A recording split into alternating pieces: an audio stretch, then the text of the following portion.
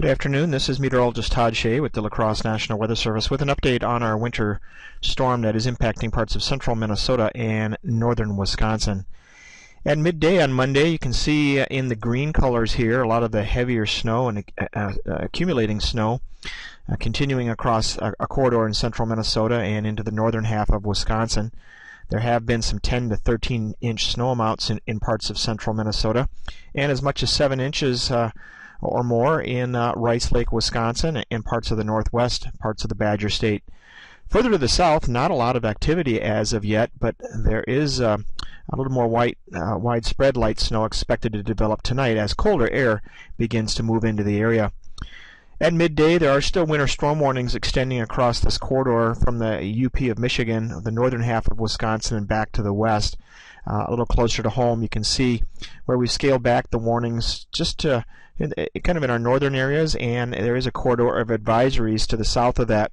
These advisories and warnings will likely be adjusted here as we move through the forecast process on Monday.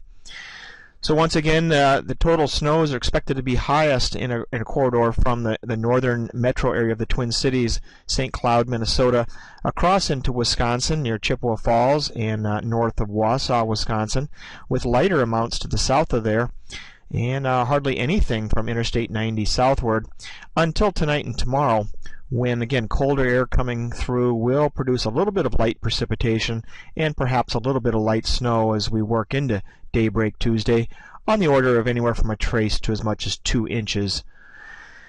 Additional snowfall for the rest of the day here still kind of focuses on that same corridor from a line from Green Bay to over to the Twin Cities and northward. So again, very little snow is expected closer to the Interstate 90 corridor.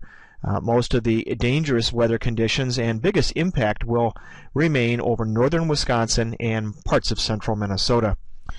So with that, just a reminder, in the areas that are under warnings, there are snow-covered roads. Driving and travel conditions are dangerous.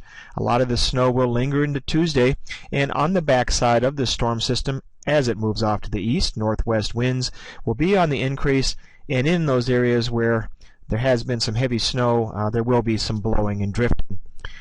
The National Weather Service urges you to keep up on this forecast watching our web pages or following us on social media, either through Facebook, our Twitter accounts, or these YouTube videos.